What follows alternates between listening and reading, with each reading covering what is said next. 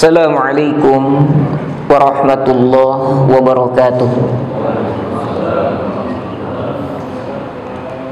Alhamdulillahilladzi hadana lihada wa ma kunna linahtadiya laula an hadanallah. Ashhadu an la ilaha illallah wahdahu la syarikalah wa ashhadu anna Muhammadan abduhu wa rasuluhu alladzi la nabiyya ba'dah. Allahumma shalli ala nabiyyina Muhammad wa ala alihi wa sahbihi ajma'in, amma ba'du. Alhamdulillah, puji syukur kita panjatkan kehadirat Allah Subhanahu wa taala yang masih mencurahkan anugerah kenikmatan yang Allah berikan kepada kita semua. Begitu banyak nikmat karunia yang Allah berikan kepada kita. Mudah-mudahan kita mampu mensyukuri kenikmatan-kenikmatan yang Allah berikan ini, sehingga kita mampu diberikan keistiqomahan untuk senantiasa berada dalam ketaatan kepadanya. Salawat serta salam semoga terus tercurah limpahkan kepada Nabi kita, Nabi uswah hasanah kita, Nabi Muhammad sallallahu alaihi wasallam, beserta keluarganya, para sahabatnya, dan juga kita semua selaku umatnya. Bapak sehat Pak? Sehat Pak? Merdeka Pak? Merdeka, Masya Allah ya. Baik, pada pembahasan subuh kali ini kita akan mencoba dalam rangka 17 Agustus kita memahami arti ataupun hakikat merdeka ataupun kemerdekaan. Merujuk kepada arti merdeka yang termaktub dalam KBBI. KBBI apa Pak? Kamus Besar Bahasa Indonesia. Setidaknya ada 3 arti dari kata merdeka. Yang pertama, arti merdeka ini bebas.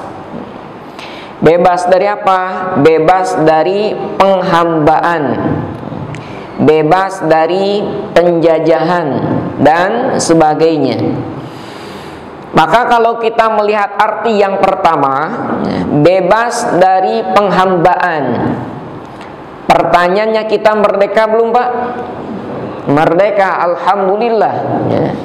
Bahkan sejak kita dilahirkan oleh ibu-ibu kita dalam keadaan merdeka ya. Kalau yang umurnya berapa? Kurang dari 79 tahun ya. Nah, bahkan kalau kita lahir tanpa menjadi hamba sahaya ya. Maka dulu di zaman jahiliyah ada istilah apa? Abdun. Apa itu abdun? Hamba sahaya. Orang dikatakan abdun sebagai hamba sahaya berarti orang tersebut tidak merdeka. Orang itu menjadi budak dari majikannya. Kita kenal sosok Bilal bin Rabah. Nah, Bilal bin Rabah itu pernah menjadi seorang abdun, menjadi seorang hamba sahaya. Pernah tidak merdeka, yang pada akhirnya nanti dimerdekakan oleh Abu Bakar As-Siddiq, menjadi sosok yang merdeka, bebas dari penghambaan, bebas dari perbudakan. Arti merdeka juga bebas dari penjajahan. Nah, kita nih bangsa Indonesia sudah 79 tahun merdeka.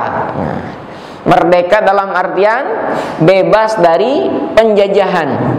Kenapa? Indonesia sebelum 79 tahun dijajah oleh bangsa Belanda, kemudian oleh Jepang, sampai pada akhirnya memproklamasikan kemerdekaan pada tanggal 17 Agustus 1945 ya. Maka kita hari ini menjadi negara yang merdeka. Maksudnya apa? Bebas dari penjajahan. Maka dengan dua makna ini, bebas dari penghambaan dan bebas dari penjajahan, maka kita semua adalah orang-orang yang merdeka. Yang kedua, makna merdeka dalam KBBI tidak terkena atau lepas dari tuntutan. Nah, itu makna merdeka. Tidak terkena atau lepas dari tuntutan. Nah, kalau kita memahami makna ini, kira-kira kita merdeka atau tidak, Pak? Kita sebagai suami ada tuntutan nggak, Pak? Banyak. Nah, berarti kita belum merdeka. Dan nanti kita akan coba membahas persepsi atau versi merdeka menurut Syekh Wahbah Az-Zuhaili dalam tafsirnya kitab Tafsir Al-Munir. Nah, menarik ya. Kalau kita memahami makna yang kedua ini, tidak terkena atau lepas dari tuntutan, berat kita untuk mengatakan merdeka. Punya mobil, Pak? Di rumah, Pak? Punya motor? Nah, kalau punya mobil atau punya motor, tuntutannya apa, Pak? Harus bayar pajak kan itu, setahun sekali kan itu ya. Nah, ketika masih bayar pajak, Pak, merdeka tidak, Pak? Oh, kan tidak terlepas, tidak terkena dari tuntutan gitu. Ya. Maka di alam dunia ini, kalau versi yang kedua ya, maka alam dunia ini, Pak, tempat perjuangan ya. Kapan merdekanya? Nanti di akhirat, Pak ya. Nanti di akhirat. Kemudian terkait dengan kemerdekaan, Profesor Dr. Wahbah Az-Zuhaili dalam kitab Tafsir Al-Munir, ketika beliau menafsirkan Al-Quran surat Fatir ayat 35, kita akan coba kaji ayat 34 dan juga 35-nya supaya agak nyambung nih, nyambung. Dalam Al-Quran surat Fatir ayat 34 sampai 35, Allah Subhanahu wa ta'ala berfirman, A'udzu billahi minasyaitonir rajim. Wa qalu alhamdulillahilladzi adhhaba 'annal hazan. Wa qalu, dan mereka berkata. Siapa yang berkata ini? Para penduduk surga. Maka pada intinya, para penduduk surga ini, mereka semua adalah orang-orang yang merdeka, lepas dari tuntutan, lepas dari taklif ya. Apa yang dikatakannya? Alhamdulillah, segala puji bagi Allah. Bahkan beberapa ayat yang kemudian nanti memberikan testimoni bagaimana ucapan-ucapan penduduk surga. Salah satunya di Quran surat Fatir barusan ayat 34, ucapan penduduk surga apa? Alhamdulillah. Di surat Az-Zumar sama Alhamdulillah ada juga. Wasiqal ladzina taqaw ilal jannati zumaro, dan seterusnya. Nanti ada ungkapan alhamdulillah. Itu ungkapan penduduk surga. Begitupun dalam muqaddimah tadi saya sebutkan ya. Alhamdulillahilladzi hadana lihada wa ma kunna linahtadiya laula an hadanallah. Itu merupakan salah satu testimoni ucapan rasa syukur penduduk surga ketika masuk surga. Nah, ketika merdeka, berarti rasa syukur, bersyukur tuh atas kemerdekaan, lepas dari tuntutan. Kalau kita hari ini merdeka dari penjajahan, alhamdulillah, segala puji bagi Allah. Bahkan Rasulullah SAW dalam kehidupannya keseharian yang dituturkan oleh Ibunda Aisyah, Rasul suka mengucapkan Alhamdulillah kalau mendapatkan sesuatu yang sesuai dengan keinginan hatinya. Sesuai dengan keinginan hatinya. Nabi suka mengucapkan, suka berdoa apa? Alhamdulillah alladzi bi ni'matihi tatimmus sholihat. Ketika mendapatkan sesuatu yang sesuai dengan keinginan. Contoh apa, Pak? Sesuatu yang sesuai dengan keinginan kita. Ya.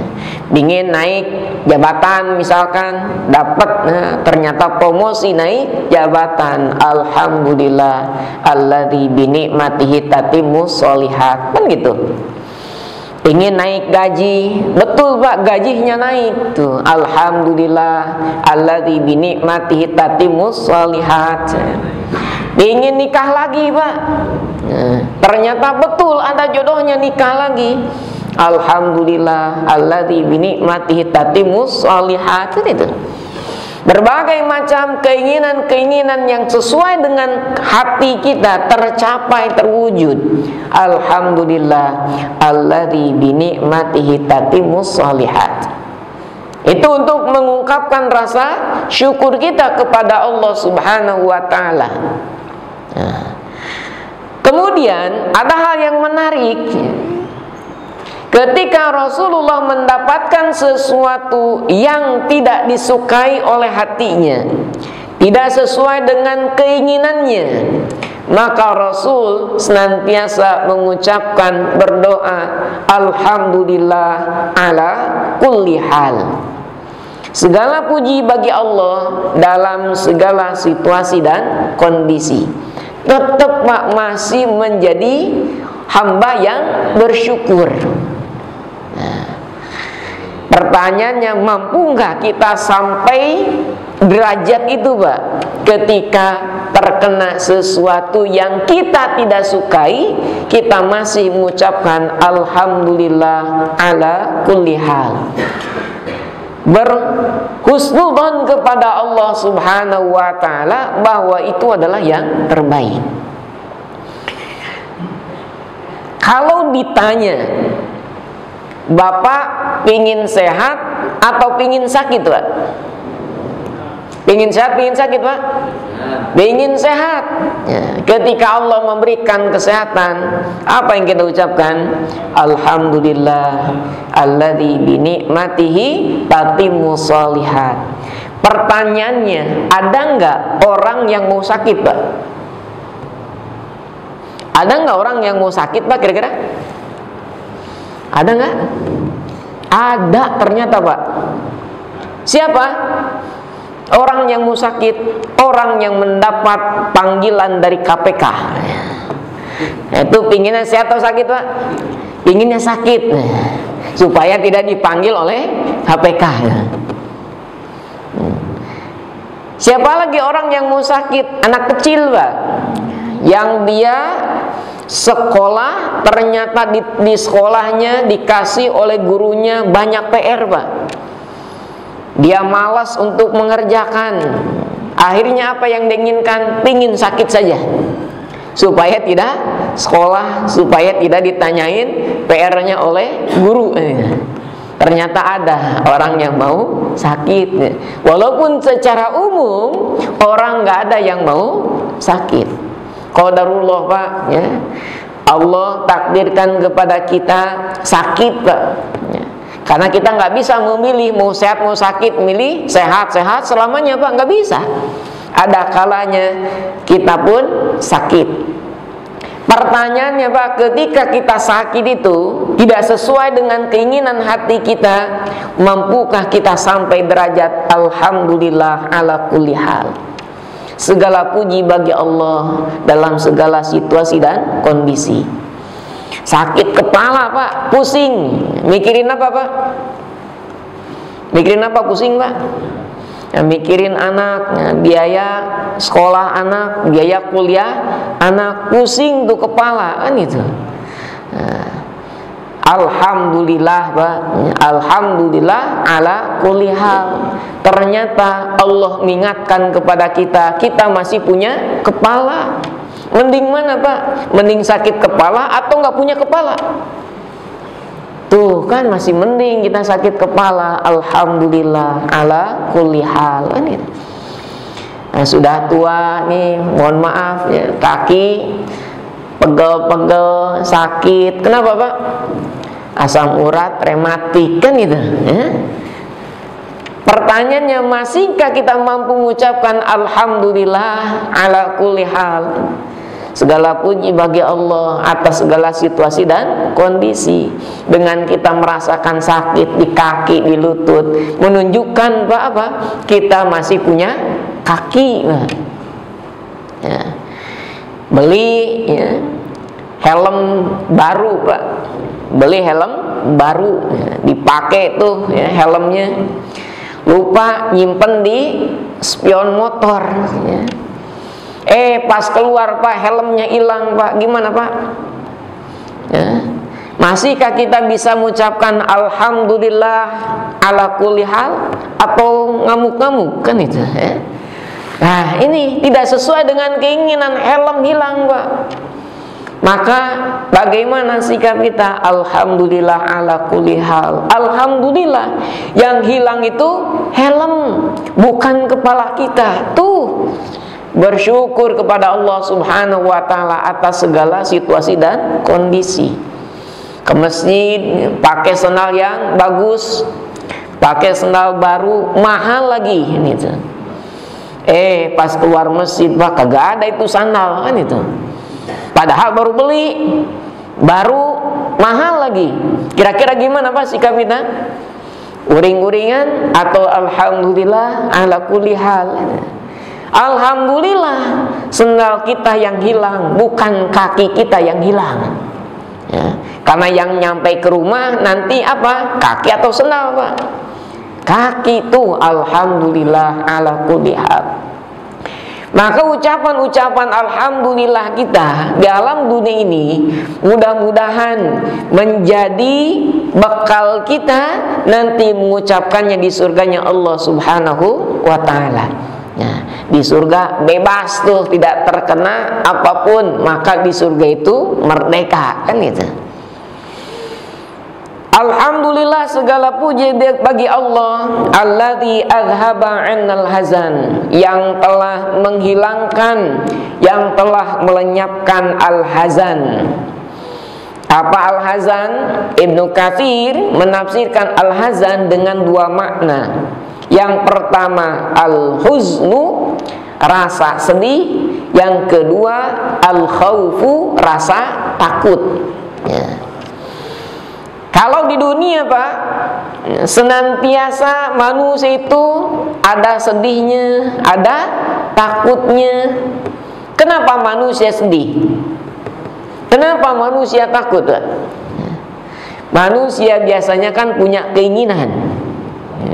Setiap manusia punya keinginan, walaupun nanti keinginan yang berbeda-beda antara satu dengan yang lainnya ya. Ketika keinginan itu ya, yang dimiliki oleh manusia ternyata keinginannya masih ada di masa depannya, dia takut keinginannya tidak tercapai. Ada rasa takut untuk menghadapi masa depan. Nah, rasa takut inilah yang terkait dengan masa depan. Seorang mahasiswa dia takut, Pak ya, menghadapi ujian. Padahal ujiannya sudah atau belum? Belum. Tapi takutnya sudah gitu. Takut nggak lulus ya. Sidang akhir skripsi kan itu sudah lama-lama 4 tahun tapi nggak lulus, takut, Pak ya. Takut untuk menghadapi masa depan. Ternyata, Pak, sidang ya, hasil sidangnya nggak lulus. Bagaimana manusia tuh ya, sedih terkait masa lalunya. Sedih nggak lulus ini ya. Manusia seperti itu ya. Beres kuliah Kira-kira masih ada rasa takut, Pak? Ada rasa takut. Apa takutnya? Takut nggak punya kerja, ya, takut tuh. Padahal nyoba apa tuh, melamar kerja belum, takutnya sudah, kan itu. Kenapa takut? Orang melamar kerjanya ribuan, yang diterima hanya puluhan, kan itu. Takut tidak diterima kerja, kan itu. Coba Pak daftar kerja, ternyata tidak lulus, tidak diterima. Bagaimana? Sedih. Itu manusia. Pertanyaannya, orang yang sudah kerja, Pak, masih ada rasa takut? Ada masih rasa sedih? Ada, Pak. Orang yang sudah kerja takut. Takut apa? Takut di PHK, kan itu. Takut tuh. Padahal PHK-nya belum, kan gitu. Ternyata betul, Pak, di PHK. Sedih itu, ya. Orang yang sudah punya kerjaan, ya, belum punya pasangan, kira-kira takut nggak, Pak? Takut apa? Takut ngejomblo, kan itu. Takut tuh, Pak, ya. Takut menjomblo, takut nggak dapat pasangan.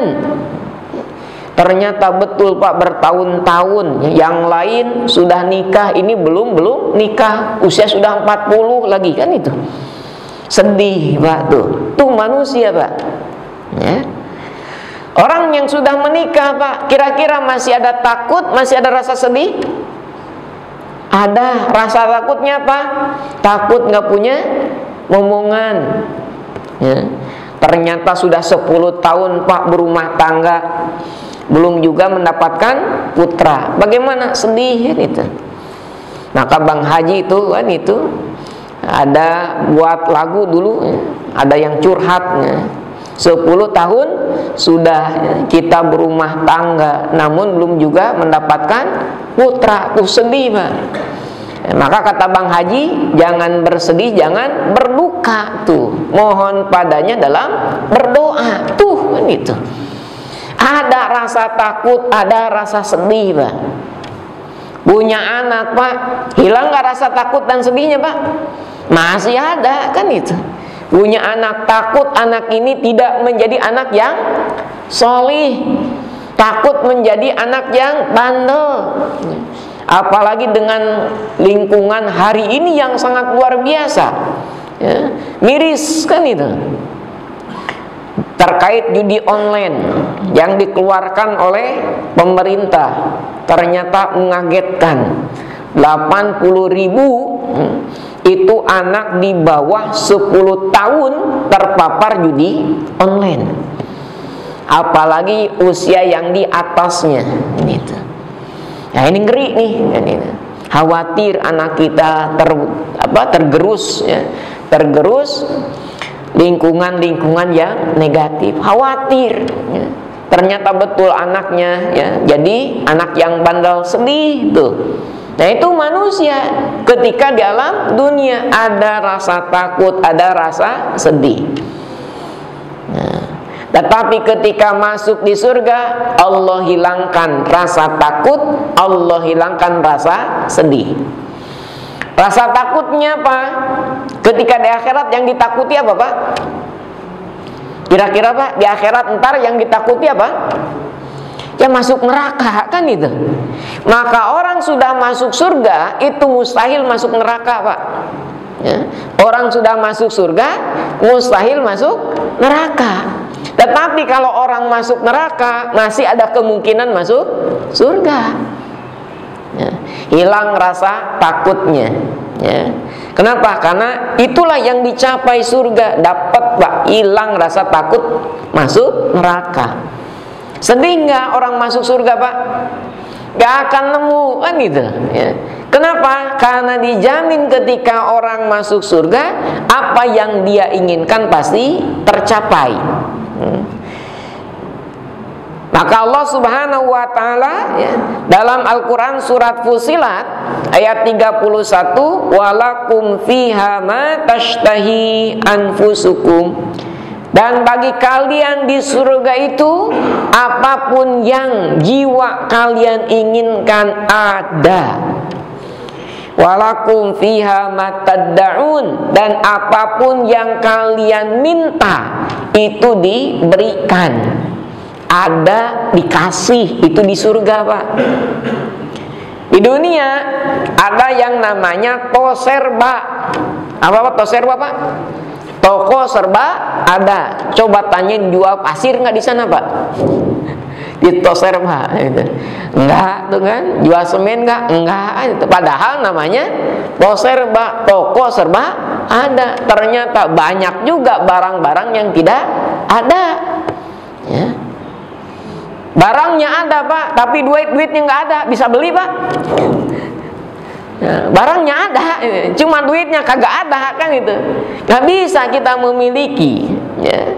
Tapi di surga semuanya ada, semuanya dikasih. Silahkan, bebas tuh, merdeka, Pak. Kalau sudah di surga, ya. Maka Allah hilangkan tuh rasa takut, rasa sedih. Itulah kemerdekaan yang hakiki ketika kita masuk surga, ya. Inna rabbana laghafurun syakur. Sesungguhnya Allah Rabb kita semua itu laghafur, sungguh maha pengampun. Manusia antara malaikat dan setan. Maksudnya Pak, manusia mustahil 100% taat, Pak. Ada nggak manusia yang nggak pernah salah, Pak? Ada nggak manusia yang nggak pernah salah? Ada? Nggak ada, Pak. Nabi juga pernah salah, kan itu. Makanya turun surat Abasa sebagai teguran. Cuma bedanya Nabi dimaksum, kalau kita kagak. Nah, itu bedanya tuh, ya. Langsung Allah tegur, ya, atas kesalahannya. Kalau kita berbuat salah, siapa yang negur, Pak? Nah, itu bedanya, ya. Maka manusia yang mustahil 100% taat. Ada kalanya dia berbuat salah, ada kalanya dia berbuat khilaf, ada kalanya dia berbuat dosa. Ketika manusia berbuat salah, khilaf, dan juga dosa, ya, dosa-dosa itu menumpuk, ya. Maka Allah Subhanahu wa Ta'ala Ghafur, maha pengampun, ya. Dalam Al-Quran surat Az-Zumar ayat 53, Allah berfirman, Qul ya ibadiyalladzina asrafu ala anfusihim. Katakanlah olehmu Muhammad, wahai hamba-hambaku yang melampaui batas terhadap diri mereka. Saking banyaknya dosa, saking banyaknya kesalahan, ya. La taqnatu min rahmatillah. Jangan kalian berputus asa dari rahmat Allah. Innallaha yaghfiru dzunuba jami'an. Sesungguhnya Allah mengampuni dosa-dosa semuanya. Innahu huwal ghafurur rahim. Sesungguhnya Allah maha pengampun dan juga maha pengasih. Sebesar apapun dosa, sebanyak apapun dosa, ketika kita beristighfar, ketika kita bertaubat kepada Allah Subhanahu wa Ta'ala, Allah ampunkan dosa-dosa kita. Maka dalam hadis riwayat Imam Bukhari, hadisnya panjang, terkait orang yang sudah membunuh 99 orang. Jangankan 99, Pak, satu saja itu dosa besar. Membunuh satu orang dosa besar, apalagi 99 orang. Dosanya besar sekali, kan itu. Maka dia datang, ya, kepada seorang pendeta, ingin bertaubat dari dosa yang 99 ini, ya. Maka kata pendeta, aduh berat, kan itu. Jangankan 99, satu saja dosa besar, yang pada akhirnya emosi juga, kan itu, ditusuk, dibunuh sampai 100, ya. Datang kepada seorang alim, ya. Saya mau bertaubat, sudah membunuh 100 orang, ya. Maka kata orang alim itu, bisa. Dosamu bisa diampunkan oleh Allah Subhanahu wa taala asal kamu bertaubat, gitu. Dengan taubatan nasuha. Nah, kalau benar-benar kamu bertaubat, tinggalkan lingkunganmu, tinggalkan daerahmu. Kenapa? Itu lingkungan tidak kondusif. Kalau masih di situ, ya teman-temannya itu ya pasti ada dorongan untuk membunuh lagi. Hijrah ke kampung yang lain, ke daerah yang lain. Karena betul semangatnya, betul niatnya untuk bertaubat kepada Allah Subhanahu wa taala, maka orang ini pun berhijrah, meninggalkan kampung halaman kepada kampung yang ditunjukkan oleh sang alim. Qadarullah, tengah jalan meninggal, gitu. Tengah jalan meninggal, turun malaikat azabnya, ingin membawa orang ini, ruh ini, tetapi dicegat juga oleh malaikat rahmah, ya. Malaikat kasih sayang. Kenapa? Karena dia sudah bertobat. Tuh debat tuh dua malaikat, ya. Antara malaikat azab dan juga malaikat rahmah. Kenapa? Karena dua-duanya merasa berhak membawa ruh orang ini, ya. Turunlah, ya, malaikat yang ketiga untuk menengahi. Bagaimana solusinya? Ukur saja, ya. Mana yang lebih dekat, itulah yang berhak dibawa. Ternyata lebih dekat kepada kampung yang dituju untuk hijrahnya, maka diambillah oleh malaikat rahmah, ya. Bahkan Allah Subhanahu wa taala memberikan bonus. Allah pun Ar-Rahim, Allah Maha Penyayang, ya. Maka ketika kita menjadi orang yang pernah berdosa, pernah berbuat salah, pernah berbuat kekeliruan, kita bertobat kepada Allah, beristighfar kepada Allah, dosa kita dihapus, plus kita pun mendapatkan kasih sayang Allah, ya. Itu sifat Allah yang pertama, Al-Ghafur. Yang kedua, dalam Quran surat Fussilat, Allah pun Asy-Syakur, ya. Maha bersyukur, maha berterima kasih. Apapun yang dilakukan oleh hamba-hambanya terkait dengan ketaatan kepadanya, maka Allah siapkan balasannya. Maka pertanyaannya, ada enggak amal soleh yang tanpa ada pahalanya? Ada nggak Pak amal soleh tapi nggak ada pahalanya, tapi nggak ada balasannya, kebaikan dari Allah? Ada tidak? Mustahil, mustahil Pak. Ada amal soleh tapi tidak ada balasannya, tapi tidak ada pahalanya. Man jaa bil hasanati falahu asyru amsalihha. Siapa saja yang mendatangkan, mengerjakan satu amal kebaikan hasanah, maka Allah ganti dengan 10 kebaikan. Minimal maksimal itu, minimal kan itu. Bahkan bisa Allah lipat gandakan kebaikan-kebaikan kita yang kita lakukan. Itu Allah Asy-Syakur, ya. Dengan adanya sifat asma Allah Ghafur dan juga Syakur, ya, ini menjadi motivasi bagi kita semua untuk senantiasa meningkatkan amal-amal soleh kita. Alladzi ahallana darul muqamati min fadli. Allah Subhanahu wa taala yang telah menempatkan kami di negeri yang selama-lamanya, ya. Maksudnya di mana? Maksudnya di surganya Allah Subhanahu wa taala. Surga kekal di dalamnya. Min fadlihi, karena karunia dari Allah Subhanahu wa taala. Pertanyaannya, jadi kita masuk surga karena amal kita atau karena karunia dari Allah? Yang mana Pak?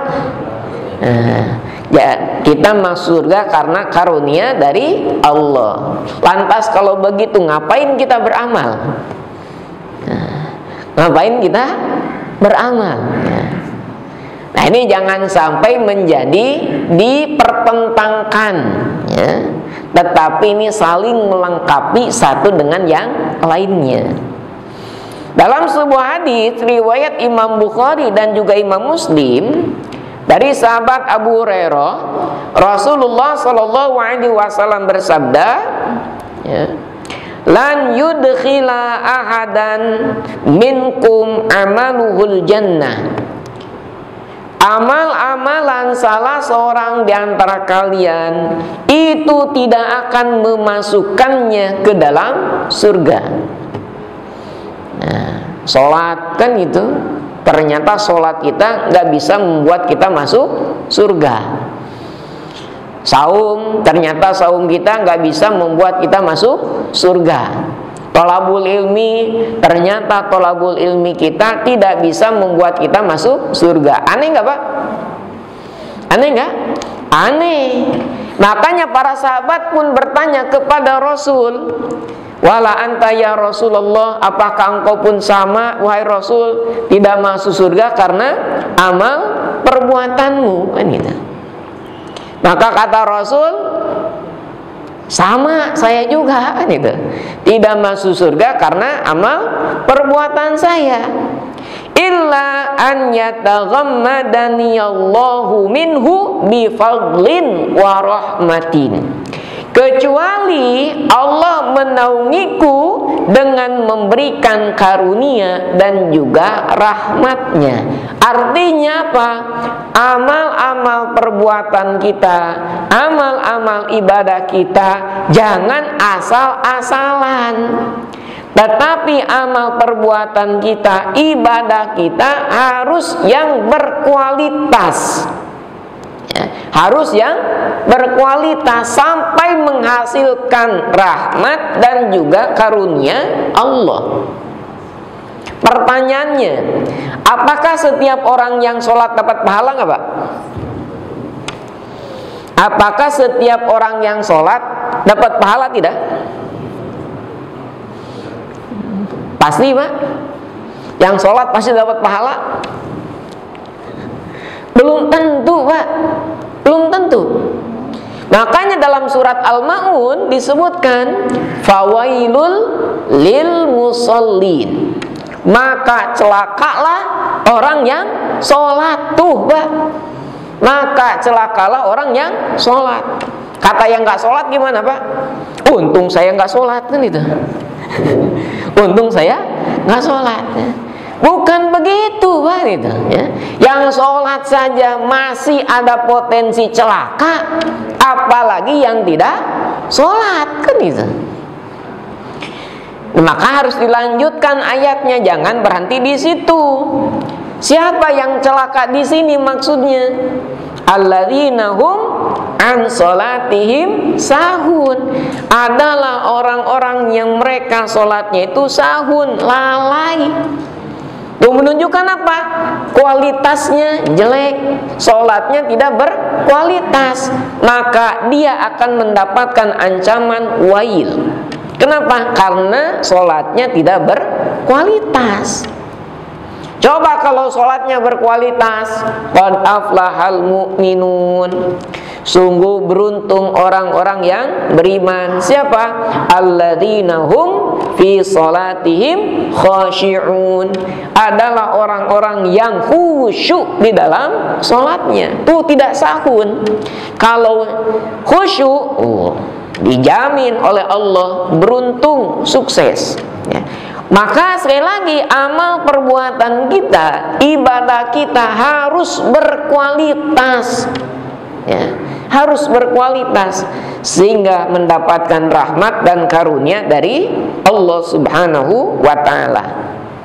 Nah, kemudian la yamassuna fiha nasabun wa la yamassuna fiha lughub, ya.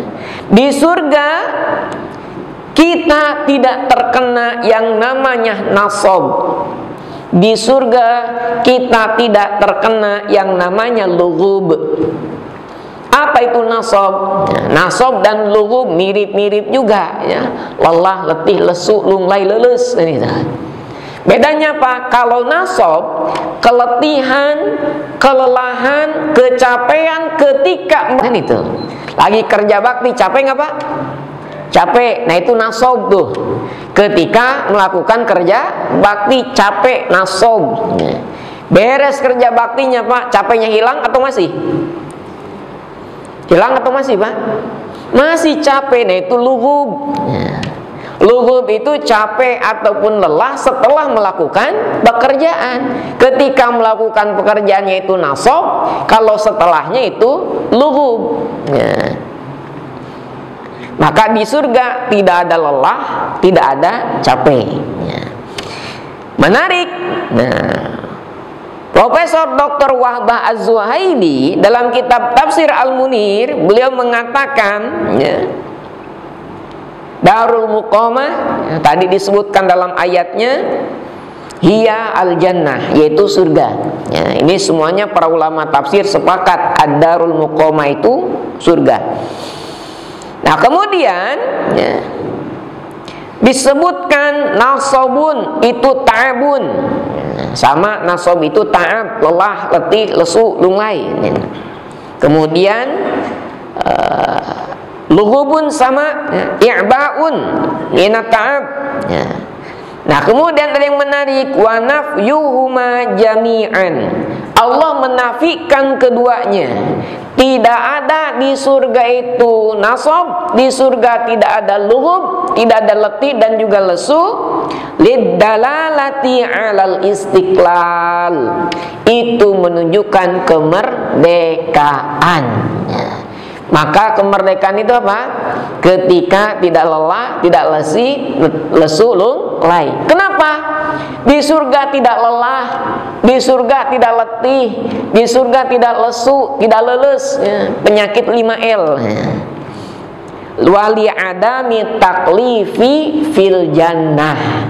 Karena tidak adanya taklif di surga. Di surga tidak ada taklif lagi, tidak ada sholat lagi. Pertanyaan, sholat capek nggak Pak? Capek nggak Pak sholat Pak? Thalabul ilmi capek nggak Pak? Saum capek nggak Pak? Ibadah haji umroh capek Pak? Kenapa ada taklif? Taklif itu yang membuat kita lelah. Taklif itulah yang membuat kita capek. Kita sebagai bapak, sebagai seorang suami, ada taklif untuk apa? Mencari nafkah. Capek Pak? Capek.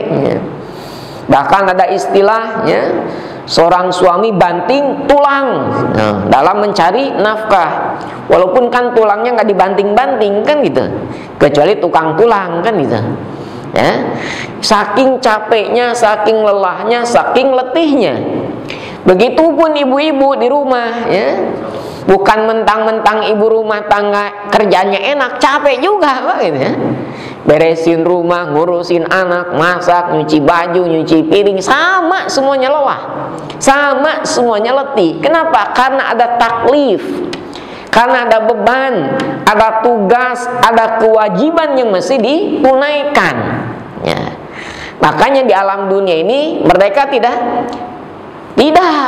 Kenapa? Masih ada tuntutan, masih ada taklif. Kalau sudah masuk surga, nah itu baru merdeka, tidak ada tuntutan lagi, tidak ada taklif lagi. Nah kemudian beliau pun menukil sebuah riwayat akhraja Al-Baihaqi wa Ibnu Abi Hatim. Beliau menukil sebuah hadis yang diriwayatkan oleh Imam Al-Baihaqi dan juga Imam Abu Hatim, dari sahabat Abdullah bin Abi Aufa. Dari sahabat Abdullah bin Abi Aufa pernah mengatakan, qala rajulun lin nabiyyi sallallahu alaihi wasallam. Ada seseorang yang bertanya kepada Rasulullah sallallahu alaihi wasallam. Apa pertanyaannya? Unik juga pertanyaannya. Inna nauma mimma yuqirullahu bihi a'yunana fid dunya. Wahai Rasul, sesungguhnya tidur itu sesuatu yang telah Allah tetapkan untuk mata-mata kami di dunia. Betul Pak? Di dunia suka tidur Pak? Suka kan itu? Bahkan dokter menyarankan berapa jam? Katanya 8 jam tidurnya tuh kan itu. Coba bayangkan Pak, di dunia nggak tidur gimana Pak? Sehari nggak tidur Pak, bagaimana badan? Wah, oleng kan itu, badan berat kan itu. Kalau nggak tidur 1 hari, coba Bapak tidur nggak tidur 1 minggu, apa yang terjadi? Ya, bisa sakit itu, ya. Tidak tidur bertahun-tahun, nah itu sudah menyengsarakan sekali, ya.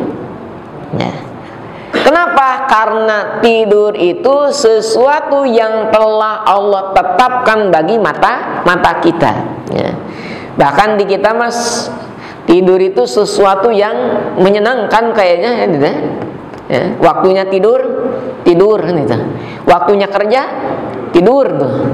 Waktunya ngaji kadang masih tidur kan gitu, ya. Karena ya ini mata kita Pak, ya.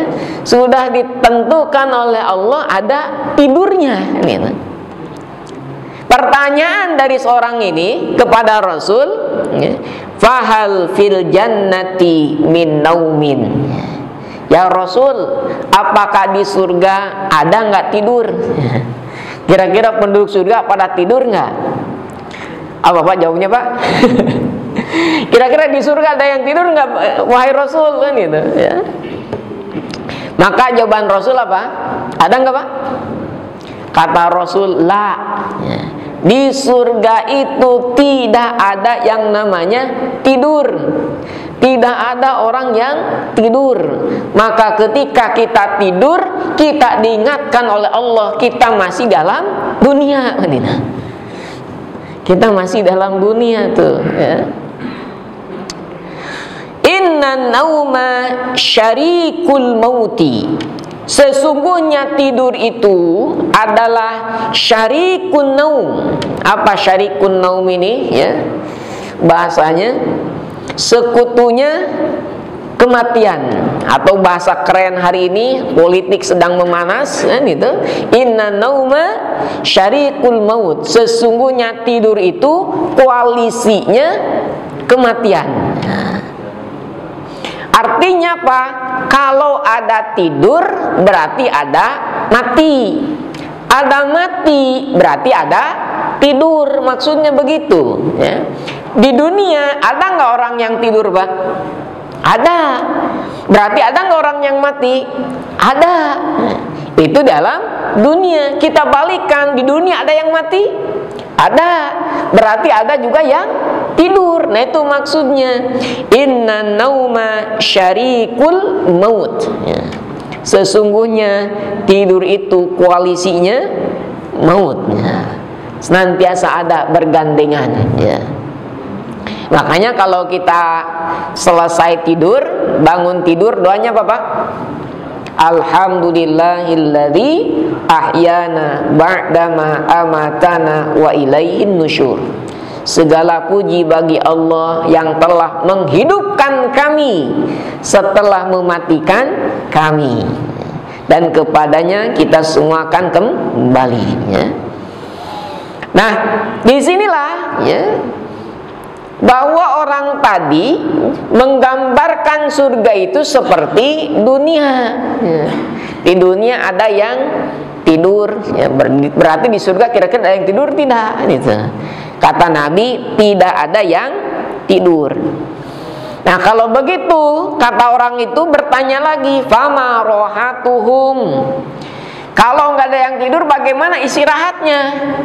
Kebayangkan kita di dunia Pak, 24 jam kerja nggak tidur, gimana? Ya oleng kan gitu. Nah digambarkan tuh, ditarik surga seolah-olah seperti dunia, kan bingung kan gitu. Bagaimana kalau nanti di surga nggak ada yang tidur, ya. Bagaimana istirahatnya? Maka Rasulullah Shallallahu Alaihi Wasallam menjawab, laisa fiha lughubun, ya. Tidak ada di surga itu yang namanya lelah, letih, lesu, lunglai, leles, nggak ada, ya. kullu amrihim rohatun, seluruh urusan penghuni surga itu rohah, istirahat, ya, istirahat semuanya, santai-santai, santai-santai, rekreasi, tinggal menikmati berbagai macam kemewahan-kemewahan yang Allah sediakan di surga. Nah, itulah merdeka, gitu. Kemudian Rasul pun membacakan la yamassuna fiha nasabun wa la yamassuna fiha lughub, bahwa di surga tidak ada lelah, di surga tidak ada capek. Maka kalau kita gambarkan siklus manusia, ya, bangun tidur, ya, terus ada taklif, ya, ada taklif, tugas, beban, kewajiban. Kalau sudah atau sedang melaksanakan taklif, adanya nasab, ya. Setelah nasab adanya lughub. Kalau sudah lughub, enaknya naum, tidur. Betul, Pak? Enaknya tidur itu nikmat ketika luar biasa capeknya, nikmat itu tidur, Pak. Ya. Kenapa nikmat? Karena sudah capek, sudah lelah, letih, lesu, tidur. Wah, mantap, itu nikmat, Pak. Ya. Tapi kalau kitanya seger, Pak, nggak capek, nggak lelah, disuruh tidur bisa nggak? Susah kan itu, ya. Maka tidur ini bisa mengobati yang namanya nasab, yang bisa mengobati namanya lughub, nikmat tidur itu. Kapan? Ketika sudah melaksanakan taklif kita, tugas kita, kewajiban kita, dan juga amal-amal soleh kita. Nah, ibadah itu taklif kita. Nah, setelah tidur bangun lagi kan itu, taklif lagi, nasab lagi, lughub lagi, naum lagi, kan itu. Terus seperti itu, Pak, siklusnya, ya. Sama, ya, kita nikmat makan kapan, Pak? Nikmat makan kapan? Kalau lapar, Pak, itu terasa nikmatnya. Kalau sedang lapar-laparnya, ya. Lapar, kemudian kerja bakti, kan itu capek, lelah, letih, lesu, lunglai, betul, Pak? Lapar, gitu. Lihat nasi liwet, kan itu diamparin oleh daun pisang, nasinya liwet pakai ikan asin, sambal, kerupuk, itu sudah nikmat, kan itu.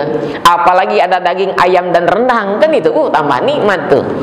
Nah, makan itu nikmat, ya. Beres makan, ya kerja lagi, kan capek lagi, makan lagi. Nah, inilah siklus manusia yang akan senantiasa demikian.